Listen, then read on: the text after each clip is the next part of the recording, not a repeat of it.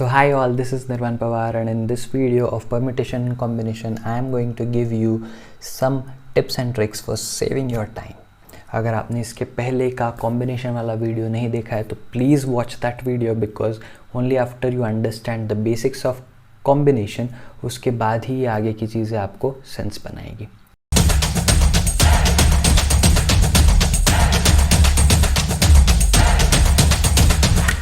Start with first NSKLL of this chapter. For all those who do not know about NSKLL, these are निर्वाण sir के life lessons which I keep giving in every topic. जब कभी भी मुझे लगता है कोई ऐसी चीज़ है जो आप लोगों ने लाइफ टाइम के लिए याद रखनी चाहिए, जो कुछ इंपॉर्टेंट टिप्स एंड ट्रिक्स है मेरे साइड से जो मैं देता हूँ जनरली, वो सारी चीज़ों को मैं NSKLL टॉपिक के अंडर में बताता हूँ. So first NSKLL for this chapter is here. सो सबसे पहले I will quickly write down the formula that we have seen in the last video. NCR क्या फॉर्मूला देखा था? n factorial divided by n minus r factorial into r factorial. सही है. जिन लोगों ने अभी भी वीडियो नहीं देखा है प्लीज़ प्रीवियस वीडियो देख लो, नहीं तो आपको यहाँ से आगे कुछ नहीं समझ में आएगा. ध्यान से देखेंगे. NCR का फॉर्मूला मैंने आपको बताया n factorial divided by n minus r factorial into r factorial. अब मैं कुछ एग्जाम्पल्स लिखता हूँ, सेम फार्मूला लगाऊंगा, लेकिन I want you to observe something. ठीक है, ध्यान से देखेंगे. अगर मैंने सपोज आपको बोला 5C2 फाइंड आउट कीजिए, तो आप क्या लिखोगे? आप इसका फॉर्मूला लिखोगे ऊपर वाला डिवाइडेड बाय ऊपर वाला माइनस नीचे वाला का फैक्टोरियल इंटू नीचे वाले का फैक्टोरियल. सही है. तो ये 5 फैक्टोरियल हो गया ऊपर as it is, 5 minus 2 is 3 का फैक्टोरियल, और यहाँ पे आ गया 2 फैक्टोरियल. सही है. ध्यान से देखना इस बात को. मैं 5 फैक्टोरियल को क्या लिख सकता हूँ? 5 इंटू 4 इंटू 3 to 1. 3 to 1 को मैं क्या लिखूँगा? 3 फैक्टोरियल लिख सकता हूँ, है ना. कोई गुनाह किया मैंने? बिल्कुल नहीं. यहाँ पे 3 फैक्टोरियल और यहाँ पे है 2 फैक्टोरियल. 3 फैक्टोरियल से 3 फैक्टोरियल कैंसिल हो गया. मुझे ऊपर क्या मिला? 5 इंटू 4 डिवाइडेड बाय नीचे क्या है? 2 फैक्टोरियल, है ना. तो इसको मैं लिख देता हूँ 2 फैक्टोरियल. 2 फैक्टोरियल की वैल्यू कितनी होती है? 2 से कैंसिल होके कितना हो जाएगा? 2, 5 2 हो जाएगा 10. तो मेरा आंसर कितना आ गया? 10 आ गया. सही है क्या? एक और एग्जांपल देता हूँ और फिर उसके बाद आप ऑब्जर्व कीजिए मैं किस चीज़ की तरफ आपका ध्यान ले जाना चाहता हूँ. अगर मैंने आपको बोला कि आप मुझे 7C4 की वैल्यू बताओ, किसकी वैल्यू बताओ? 7C4 की. आप क्या लिखोगे? आप लिखोगे 7 factorial divided by 7 minus 4 factorial. सही है. Into 4 factorial. अब ये कैसा लिखा जा सकता है? This can be written as 7 factorial, 7 minus 4 is 3 का फैक्टोरियल इंटू 4 का फैक्टोरियल. सही है. ये कितना हो जाएगा? 7 factorial can be written as 7 into 6 into 5 into 4 into 3 to 1 को मैं क्या लिख रहा हूँ? 3 फैक्टोरियल लिख रहा हूँ. सही है. और यहाँ पे है 3 factorial into 4 factorial which is 4 into 3 into 2 into 1. सही है. 3 फैक्टोरियल से 3 फैक्टोरियल कैंसिल हो गया. मुझे क्या मिला यहाँ पे? मुझे मिला 7 into 6 into 5 into 4 divided by 4 factorial which is 4 3s are 12. Okay, I will simply write it down as 4 into 3 into 2 into 1. सही है. और फिर बाकी रेस्ट ऑफ द कैलकुलेशन आप कर सकते हो. 3 2 6 होता है, इसको कैंसिल कर दो. 4 को 4 से कैंसिल कर दो. 7 5 35 हो गया. 35 आपका आंसर हो गया. बट ये क्वेश्चन सॉल्व करके दिखाना मेरा पर्पज़ नहीं था. मेरा पर्पज़ क्या था? अगर आप समझ चुके होंगे तो वेरी वेल एंड गुड, नहीं समझें तो मैं बता देता हूँ. ध्यान से देखना. मैंने क्या किया? मैं हर एक न्यूमरेटर को तब तक लिख रहा था जब तक मैं कोई ऐसा फैक्टोरियल नहीं ढूंढ लेता जो नीचे भी अवेलेबल है ना. अगर फर्स्ट केस में आप देखो, अगर आप फर्स्ट केस में देखो, ध्यान से देखना, तो मैं इसको 5 4 ले गया और फिर मैंने इसको 3 फैक्टोरियल इसलिए लिख दिया क्योंकि 3 फैक्टोरियल मेरे पास ऑलरेडी नीचे अवेलेबल था और मैं डायरेक्ट कैंसलेशन कर सकता था. तो मैंने 3 to 1 लिखने का एफर्ट नहीं लिया. सही है. और फिर मैंने एंड में 3 फैक्टोरियल को कैंसिल कर दिया. सिमिलरली नेक्स्ट एग्जाम्पल में भी देखो तो 7 6 5 में वापस 3 फैक्टोरियल तक ले गया बिकॉज 3 फैक्टोरियल ऑलरेडी मेरे पास नीचे अवेलेबल था. तो मैंने 3 to 1 का एफर्ट नहीं लिया. सही है. तो what happens during doing this is कि फैक्टोरियल जो ऊपर और नीचे कॉमन आ रहा है वो तो कैंसिल हो गया. तो ऊपर कितना बचा? 5 इंटू 4 बचा और नीचे क्या बचा? 2 का फैक्टोरियल बचा. मुझे फाइंड आउट क्या करना था? 5C2. तो मैंने क्या लिखा? 5 इंटू 4 डिवाइडेड बाय 2 फैक्टोरियल, सही है। उसी तरीके से 7c4 करना था तो मैंने क्या लिखा, 7 into 6 into 5 into 4 divided by 4 का फैक्टोरियल, सही है।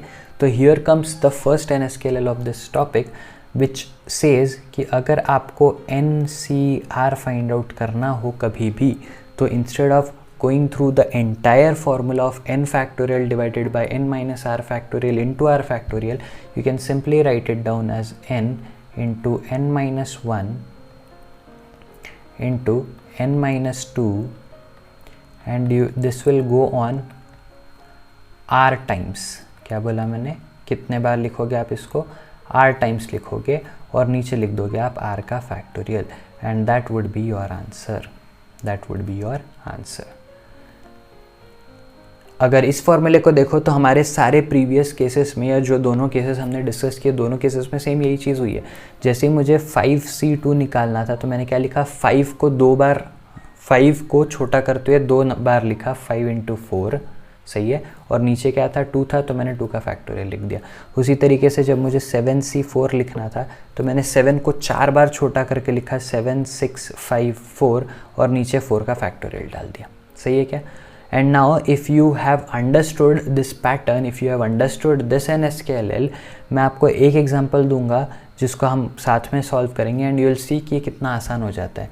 जैसे अगर मैंने आपको बोला कि सपोज़ आपको फाइंड आउट करना है 10c2, सही है, 10c2 सॉल्व करना है, दोनों मेथड से सॉल्व करते हैं, एक फार्मूला लगा के, एक डायरेक्टली जो भी हमने NSQL सीखा वो लगा के।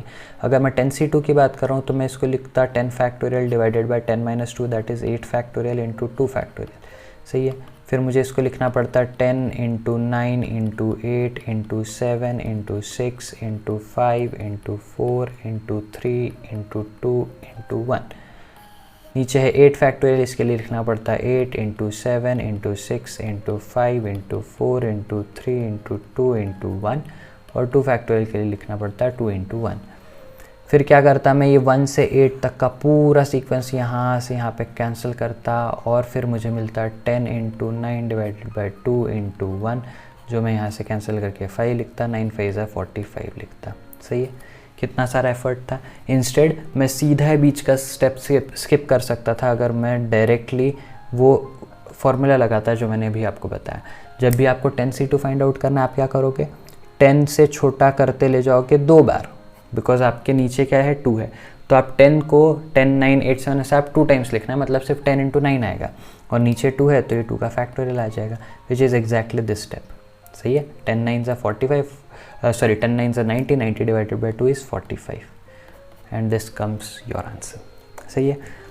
तो I hope you have understood. नहीं समझ में आया तो वीडियो को थोड़ा सा पीछे करना, फिर से एक बार वॉच करना and you will be able to figure out what exactly I am trying to do by this. And यहाँ पर जब आप इसको एक्चुअल में अप्लाई करना स्टार्ट करोगे, जब आप इस चीज़ के साथ कंफर्टेबल हो जाओगे, यू विल ऑब्जर्व कि ये आपका काफ़ी सारा टाइम जो है वो सेव करने वाला है, सही है।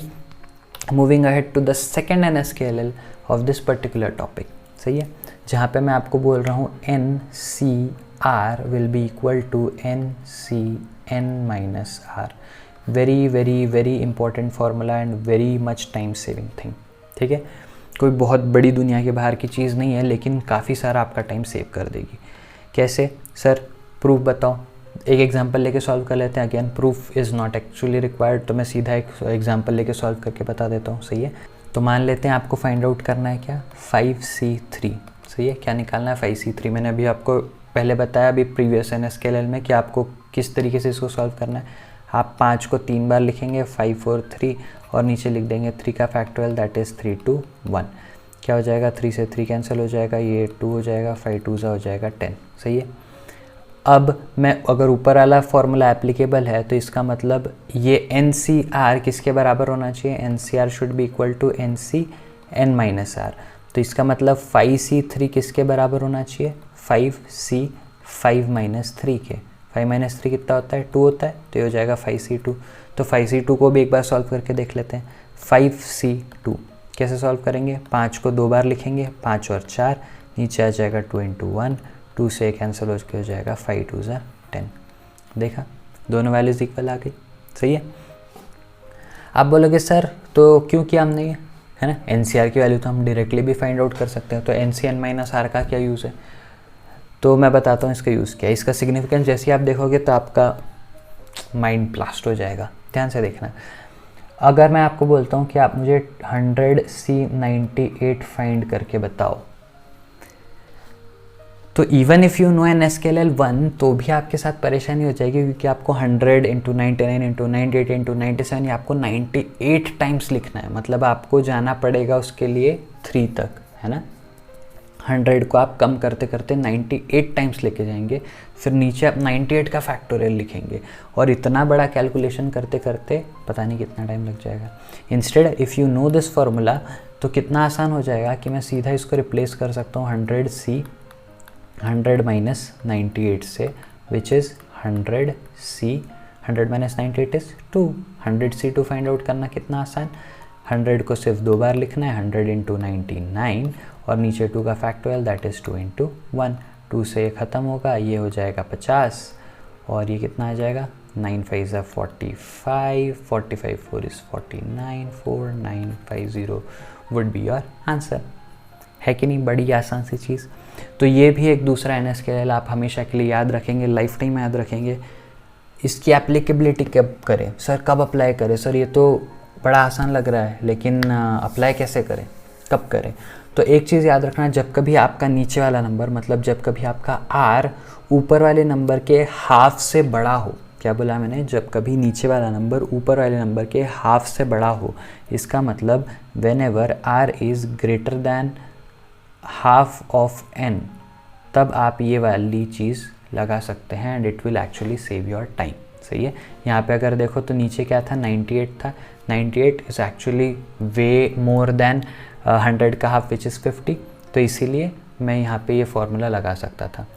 सर क्यों ऐसा, बहुत ही कॉमन सेंस की बात है कि अगर नीचे वाला नंबर ऑलरेडी हाफ से छोटा है तो जब आप 100 NC n-r लगाओगे तो नीचे वाला नंबर बड़ा हो जाएगा, है ना। तो आप हमेशा इसको एफर्ट रिड्यूस करने के लिए लगा रहे हो, एफर्ट बढ़ाने के लिए नहीं लगा रहे। सही है। तो इसीलिए जब कभी आपका R या नीचे वाला नंबर ऊपर वाले नंबर के हाफ से बड़ा दिखे, तब आप बेझिझक ये वाला फॉर्मूला लगा देना। NCR को सीधा NC n-r से रिप्लेस कर देना and you will be getting your answer. I hope NSKLL 2 is clear to you, and moving on to the last NSKLL of this particular video, जहाँ पर एक्चुअली बहुत कोई बड़ी चीज़ नहीं है, लेकिन सिंपली कुछ काइंड ऑफ नोट पॉइंट जो आपके दिमाग में आप रखोगे तो बहुत आसान हो जाएगा। पहली चीज़, anything C0 will always be equal to 1। NC0, n की जगह दुनिया की कोई भी चीज़ रहे, अगर नीचे वाला नंबर 0 है तो आंसर हमेशा 1 आएगा। और वहीं पर एक और चीज़ कि नीचे अगर 1 रहे तो anything C1 is always equal to that anything. ये दो बहुत इंपॉर्टेंट फार्मूला भी नहीं है, बेसिकली आप सॉल्व करना चाहो सेम कॉम्बिनेशन का फार्मूला लगाओगे तो भी आपको सेम रिजल्ट मिलेगा, लेकिन जहाँ कहीं आपको नीचे 0 दिखे आप सीधा बेझिझक आंसर 1 लिख दो, जहाँ कहीं आपको नीचे 1 दिखे आप सीधा n उठा के आंसर लिख दो, and that is how you do it. सही है। तो बहुत आसान सी चीज़, अगर NC0 को मैं फार्मूला लगा के भी प्रूव करके दिखा दूँ तो ये कितना हो जाएगा, n factorial divided by n - 0 factorial into 0 factorial. सही है। तो ये कितना हो जाएगा, n factorial, n - 0 is n again, और ये 0 फैक्टोरियल हो जाएगा। सही है। n फैक्टोरियल से n फैक्टोरियल कैंसिल, 0 फैक्टोरियल 1 होता है, मैंने आपको फर्स्ट वीडियो में ही बताया था। तो आंसर कितना आ गया, 1। तो this formula, that's why we said कि कभी भी नीचे अगर r की जगह 0 दिखे तो आप इक्वल टू क्या लिख दोगे, उसकी वैल्यू 1। वहीं पे अगर मैं NC1 की बात करूँ तो I can write it down as n factorial divided by n - 1 का फैक्टोरियल इंटू 1 फैक्टोरियल। सही है। Now n factorial can be written as n into n - 1 का फैक्टोरियल। याद आया पहला वीडियो। और यहाँ पे मैं लिख सकता हूँ इसको n - 1 का फैक्टोरियल, 1 फैक्टोरियल इज़ ऑलवेज 1। तो ये कैंसिल हो जाएगा और आंसर क्या मिल जाएगा, n। So that's why this formula. सही है। तो आज के बाद कभी भी आपको NCR में r की वैल्यू 0 दिखे, बेझिझक 1 डाल देना वैल्यू। कहीं भी आपको NC1 दिखे तो जो n की वैल्यू वही का वही उसका आंसर भी हो जाएगा। So these were the 3 important shortcuts or 3 important time saving tips from my side. I hope you liked it, you enjoyed it, and please ये चीज़ को, इस वीडियो को 2-3 बार चला के देख लेना सो दैट ये चीज़ आपके दिमाग में फिट हो जाए। And once you are done with that you will be very good in calculating the value of different combinations. So I hope that was useful. See you again in next video. Till then, stay tuned, be happy, be safe, take care. Bye bye, see you.